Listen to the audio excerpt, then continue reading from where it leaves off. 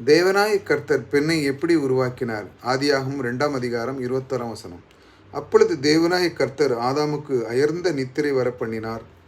அவன் நித்திரையடைந்தான்.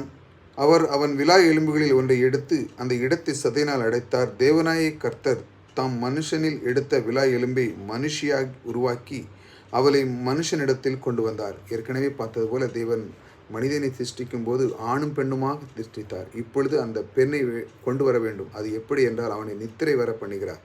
நித்திரை வரை பண்ணி அதை பெண் அந்த விலா எலும்பிலிருந்து அந்த பெண்ணை உருவாக்கி ஆதாமிடத்திலே கொண்டு வருகிறார். அவருடைய நோக்கம் என்ன?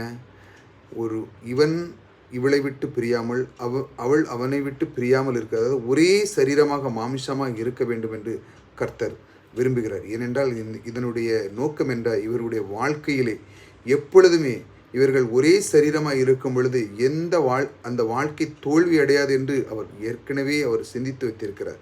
இது நாம் பைபிளில் உள்ள வசனங்களை படிக்கும்போது வாழ்க்கை 2 சரீரம் ஒரே சரீரமாக இருக்கும் என்று நாம் அதை தியானிக்கும் பொழுது நம்முடைய வாழ்க்கை ஒரு நாளும் தோல்வி அடையாது.